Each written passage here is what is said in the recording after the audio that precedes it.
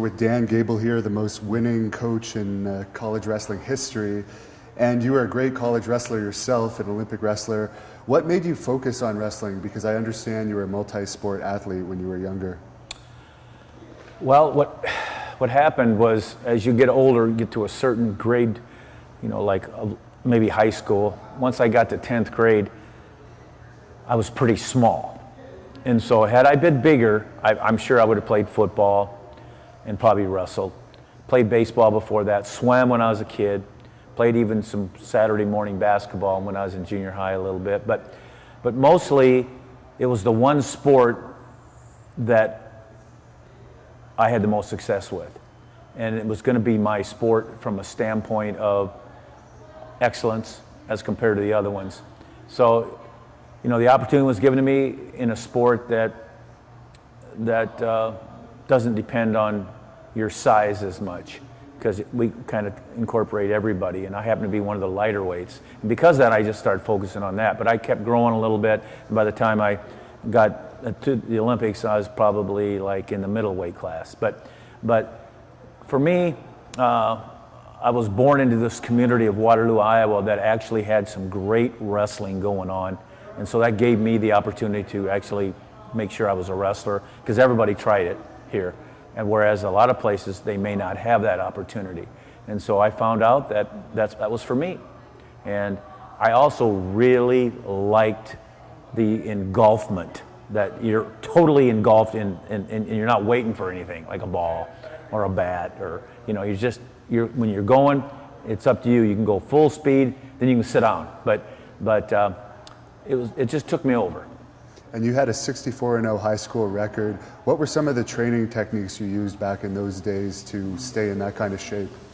Well, I was always the first guy to open the school up in the morning. I had a key. You can't do it now, obviously. There's more rules and regulations than you can shake a stick at. But I was the guy that lived right across the street. I opened up the gym, and I went and I got a workout in before school started. I usually did running and some lifting, some rope climbing, and actually maybe some shadow wrestling, things like that. And then, of course, we had our regular practices during the season. And then the off season, I'd do a lot of things that are very good for the sport, besides actually wrestling, which I did quite a bit off season, but we didn't really have a lot of competitions then like they do now. You have the opportunities, but I did a lot of strength training, a lot of hard running.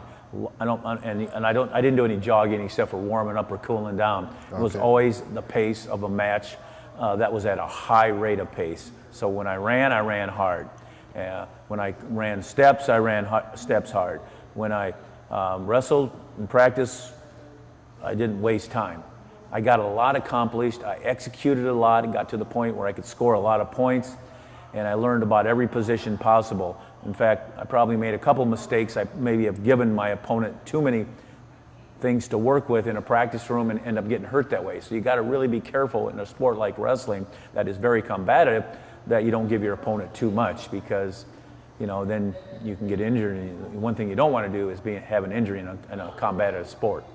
How important is cardio for amateur wrestling, would you say?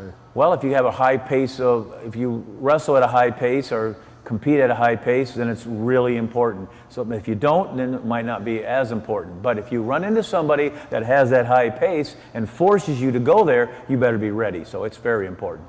And you went 181-1 in college. Now you got to remember that 181-1, it happened 181 and then 1. Oh, okay. And so that's my last match. So that's 7 years without a loss. Which is amazing. Well, what's amazing about it is that I got tricked. My own mind tricked me into thinking I was going to win. So I just kind of took the weekend off as far as focus. I started signing autographs, doing interviews. I can do an interview now. I mean, no big deal. Now, if I was getting ready to coach or something like that, I wouldn't be shooting my mouth off. But I was, probably promoting the sport one match too early, Right. So, but it taught me a lot. Sometimes adversity teaches you a lot. Or I should say it does teach you if you analyze it, and I definitely broke it down because it hurt. And what did you do to get over it? Because I'm sure it must have really destroyed you for a while. Well, I had some good support. That's the one thing. I had good family, good coaches, and I got right back into the wrestling room. I got right back into competition, started winning again right away, and then I had to go to a new higher level, and so I had to really kind of train smarter than just hard. You know, anybody can work hard, but if you don't break it down and become really smart in what you do best and what you need to learn to do best, then you're kind of wasting time. So I really started becoming a lot smarter wrestler after I lost that match. And you won gold at the 1972 Olympics. What was your biggest obstacle to overcome to win that gold? I don't really think there was a whole lot of obstacles for me to overcome. I just had to perform, and I got hurt in February for the first time, and first time I ever missed a match in like 9 years in wrestling, which is pretty good because it is a kind of just a little bit. There's a little danger if you're not smart, and so I think the biggest obstacle would have been the guy better than me and beating me because I was ready to go. Yeah, and no one they came weren't close. Yep. And you transitioned into coaching after that. Did you always kind of imagine yourself as a coach after your wrestling career? Well, I didn't really think I was going to get out of wrestling, but I really didn't know, and I didn't really thrive to be this great coach. But people around me kind of knew that was for me, because every team that I was ever on, coming through high school to college, even the World Championships teams, were always very good teams. And a lot of the people were influenced by a guy like myself on the work ethic and the attitude and stuff like that. So I think some people really out there said, this guy's going to be a good coach. He's effective, and he's already created championship teams that he's been on. Other people have come through because he rubs off on them. And so it was a natural. But I didn't really understand that until I got later on, until all of a sudden a lot of accolades, and then you start thinking back, and like when you write a book or two like I have now, it kind of makes sense. It makes sense. And is there any particular reason why here in the United States you guys do folk style in high school and college rather than freestyle? Yeah, we do folk style because that's what we originally started doing. And we didn't really pick up with the Olympic style. So we really have developed that system or that way of scoring into a way of life.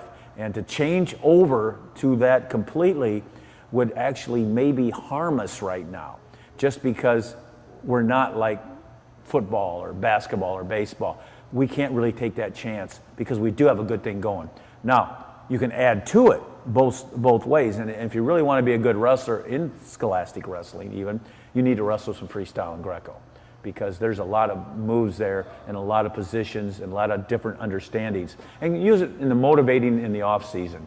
Now, whether we should have had that at the beginning or not, I don't know, but we don't. So we got to stick with what we have right now, and we have to work together to kind of come closer together. And I think we are. Both styles of leaders have actually come together a little bit, and pretty soon there'll be one wrestling. Now, as the coach of the Olympic team in the past and a successful collegiate coach, what do you think the most important principles are in a good coach for amateur wrestling? I think a good coach keeps his team coming back every day hungry, excited. You don't lose your players very often as far as quitting on you. That's not 100% true, but most of the time, eventually they'll come back and say, Coach, I shouldn't have quit, that type of thing.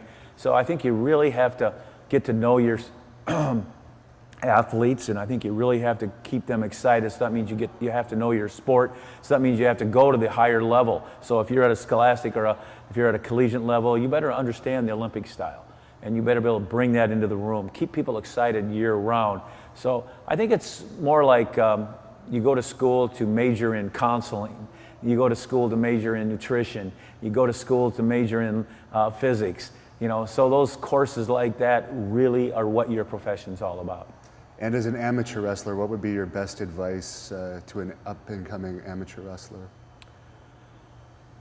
Know that even though all the wrestling holds you learn are really going to help your matches and be effective, and remember that they're unlimited.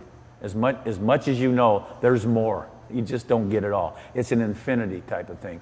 But I really think that the most important aspect is what's inside your head. That mind, that brain. and how tough you think you are, and just your disciplines that you master. And that comes inside your head, the mind. And if there's any doubts, you got to eliminate them. Because when you start having doubts against opponents or whoever, then that makes you more vulnerable. And for me, when I got to wrestle, I just got to go out and compete hard because I kind of mastered everything. And that's the thing that you want to shoot for. It's difficult because there's a lot of disciplines that you do have to master to be a really good wrestler. How important is peaking at the time of an important tournament? Peaking is also very important, and you got to understand who peaks well in the world and who doesn't, and who's always good. And I was talking about that earlier, because USA, we always think every match is important. Iran probably thinks every match is important, but the Russian teams and all the former, like Uzbekistan and Belarus and Ukraine, those guys, they could care less sometimes whether they get a loss. I mean, I shouldn't say care less, but they know how to be ready. So you got to remember that they may be more ready in a higher crucial match. So that means, guess what? You got to be more ready as well. So you got to learn that peaking system, and that's about discipline too, and that's about being more ready to go than ever. And I know that, there's a couple times when I went out and I wrestled a guy and I had beaten him earlier, and I knew that he was going to be more prepared for this match. I wanted to show him right away that I was more prepared too for this match. And I heard you talking about it earlier, but how do you think the Olympic team of the United States is going to do in Rio this year? Well, we should do very good, and we hope that the Russians will be there, except if they deserve not to be there because they're all, doping or something like that. But right now we have a very good team. We just need to peak right. And if we peak right, we'll do very good. Speaking of doping, Brock Lesnar was recently caught of failing a drug test for his UFC fight. Just recently? The one last, he just won? Oh, you didn't hear about that? No. Yeah, two of his tests were flagged. Well, that's pretty disappointing to me, considering he came through the wrestling route. And I'll tell you, what that tells me? His mind wasn't developed as well as it should. He took it for his mind to get stronger. I did not know. I just heard he won today. And now I heard he got caught doping. Well, that's a dope. Did you ever coach against him? Yeah, I've coached against him. I'm trying to think. Maybe I just retired, so I was thinking I was the coach yet. You were maybe assistant or watcher. I'm not even sure. I think I might have just been on the sideline. But he beat an Iowa guy in the national finals, and I was not the coach at that time. But I had coached that wrestler earlier in his career. And it was a tough match. Now, this museum that's named after you, of course, is affiliated with pro wrestling, which is kind of unusual because in Canada, for instance, amateur wrestling and pro wrestling do not mix. So what do you think of the mix here? Yeah, we don't necessarily just totally mix. We have a wing here that's a pro wing, and you have to have been associated with amateur wrestling. And so that's the difference. There's a lot of pro wrestlers that maybe came through other systems. And because they came through other systems, they really don't have an amateur wrestling background. So we try to maintain that special part of this museum that you have had to become up through as a wrestler in amateur wrestling. Danny Hodge ended up becoming a great pro wrestler. Mm-hmm. Did you ever have the urge or an offer to become a pro wrestler? They talked to me about something like that, but at that time, coaching was a better opportunity for me. And because I'm of my side of, I wasn't a great big guy. I don't know how big of a splash I'd make, but I see where they don't have to be such a big guy to, and the women that are doing it. So, but no, I never really second guessed coaching. I love coaching. Would it be possible to see a Gable in the WWE in the future? Maybe someone. Well, I'll tell you, if you see a Gable, it's because he's probably named after me, or if it's a relative, then he better kick some butt. And this is the Dan Gable Teaching Center. Do you want to just tell our viewers a bit about this facility here? Well, this is not just a museum. It was a great idea. We got Kyle Klingman, who's over here right now. I don't know if it was his idea or not, but it probably was.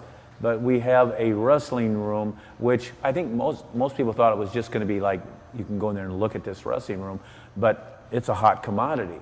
And a lot of the local youth kids and clubs, and they come down here and they go around, they get inspired by the museum, and they come in here and they're inspired and they get to wrestle here and train in the Dan Gable Training Center. Now, what we're doing is that we realize that we're not quite up to date. The room's a little small because we get a lot of numbers in here.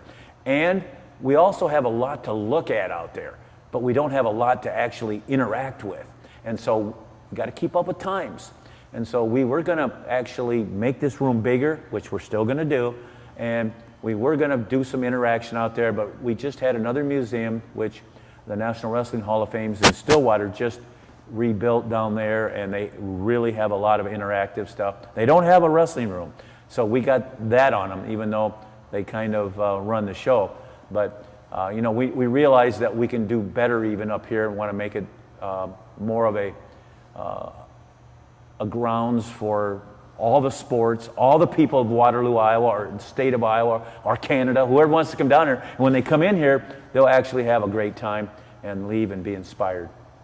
And I've heard Tom Cruise say that you're one of his main heroes. What do you think of that? You know, Tom Cruise, I wish he would step up a little bit more for amateur wrestling, just because, you know, he's such a busy guy and he's at such a high level. He did step up a lot for the religious thing. I wish he would step up more for our sport, because we could use a little help with a name like that. But no, I think he enjoyed what he did when he was a wrestler, and I think it helped him get to where he was at today. And finally, do you have a website that people can visit you, or social media where they Right. can My website is just called dangable.com, and actually you go there and you can see a lot of about me, but you can also, like, I do a lot of speeches, and I do a lot of corporate speeches, but I do a lot of wrestling speeches too, but I do a lot of that, so you can look at that and see what you think, or you can even ask questions and stuff like that. I don't necessarily get to all of them, but I have a person that looks at them and sees if they're really important, that I'll get to them. Excellent. Well, thank you very much for talking to us. Yep.